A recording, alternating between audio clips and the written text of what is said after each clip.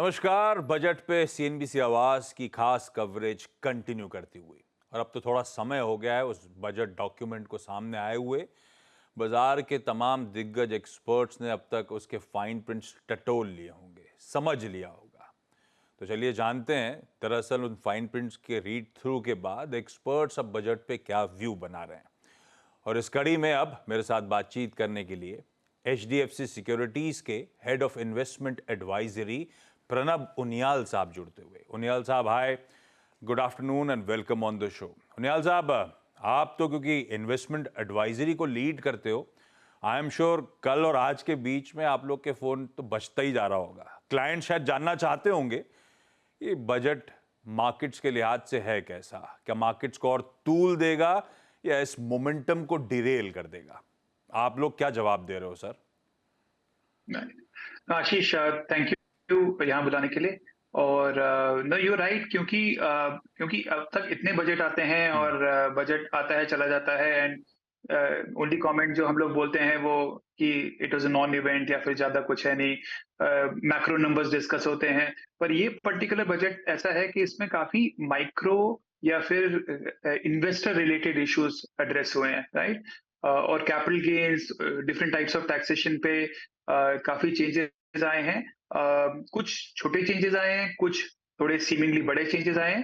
तो इनफैक्ट कल से आज तक हम इतना बिजी हैं क्लाइंट से बात करने में, क्वेरीज करने में। खुद क्लाइंट सीख रहा है, कुछ हम सीख रहे हैं। ब्रॉड प्रिंट से फाइन प्रिंट कुछ और पता चलता है।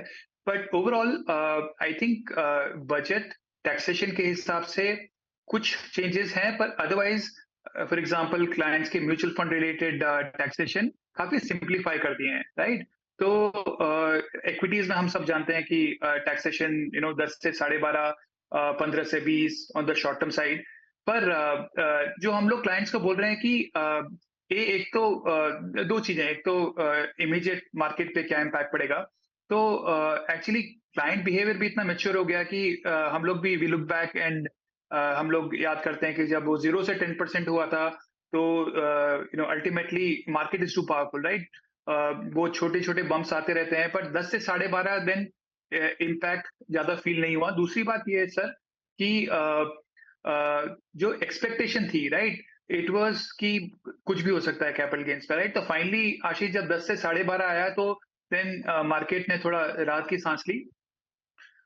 इन्वेस्टर के लिए ये बहुत इंपॉर्टेंट बात है कि वाइल लॉन्ग टर्म से 10 से 12.5 है, शॉर्ट टर्म 15 से 20 आ गया, राइट। हाँ। तो इन्वेस्टर के लिए ये काफी इंपॉर्टेंट है कि इन्वेस्टमेंट जो है वो लॉन्ग टर्म के लिए रखेगा।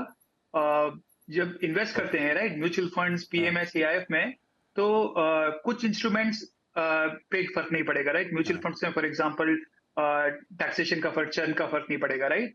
बट पीएमएस, एआईएफ में फॉर एग्जांपल शॉर्ट टर्म 15 से 20% पे चार्ज होने लगेगा, राइट। तो कस्टमर्स और इन्वेस्टर्स को देखना है अपने पोर्टफोलियो में कि जो हाई चर्निंग पीएमएस है उनका इम्पैक्ट जज करना है और उसको काफी क्लोजली इवैल्यूएट करना है। हाँ, ये बात सही कर रहे हो आप। पहले नॉन इवेंट कहते थे, इस बार वो नॉन इवेंट तो नहीं, अच्छा हो सकता है किसी के लिए, किसी के लिए बुरा हो सकता है। अच्छा उनियाल साहब, कल से आज के बीच में दो पॉकेट्स हैं जिनमें आउट परफॉर्मेंस, जैसी बजट की स्पीच शुरू हुई, पहला बड़ा अनाउंसमेंट आया, तब से एफएमसीजी का आउट परफॉर्मेंस, और शायद इन सबसे अछूता जो पॉकेट रहता है आईटी, उसने आउट परफॉर्मेंस दिखाना शुरू करा।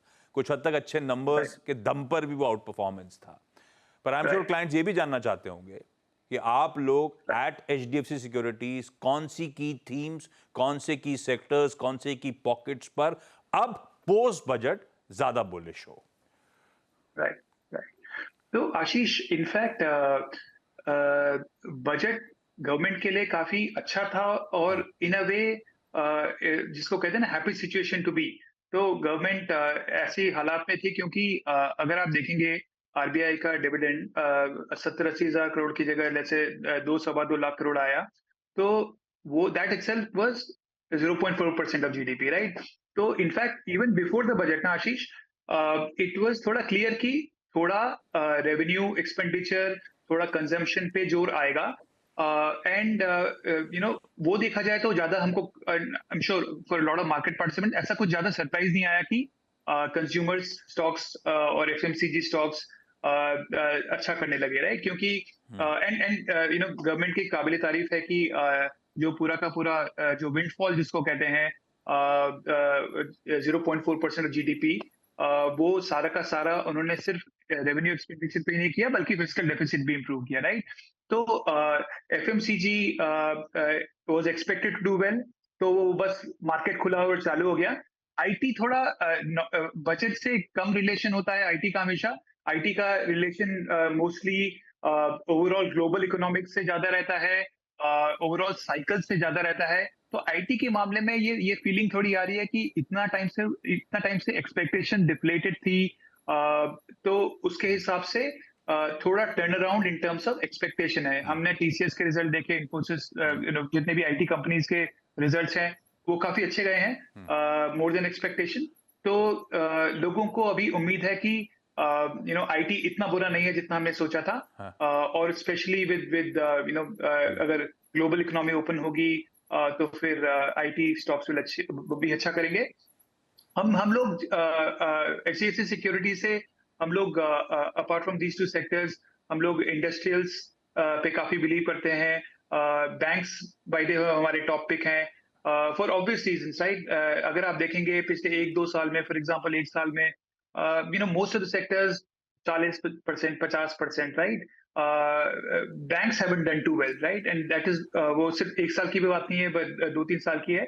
और ठीक है। गिवन कि जो इंफ्रास्ट्रक्चर में स्पेंडिंग है, जो across the board power, roads, railways etcetera, तो बैंक्स तो will be the centre piece of ये जितना भी इंफ्रास्ट्रक्चर है, जितना भी कंट्री में डेवलपमेंट होगा।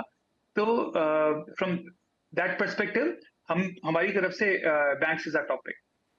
बिल्कुल ठीक है। हालांकि वो पॉकेट ऑफ लेट थोड़ा सा अंडर परफॉर्म कर रही है वीजा वी निफ्टी, लेकिन ये सब का फायदा बैंक्स को मिलेगा और इवेंचुअली लंबी अवधि के लिहाज से वो पॉकेट अट्रैक्टिव है। प्रणब सर, अच्छा लगा आपसे बातचीत करके। थैंक यू सो मच जुड़ने के लिए और बढ़िया तरीके से कुछ फाइन प्रिंट्स पे अपने व्यूज रखने के लिए। Thank you Ashish, thanks.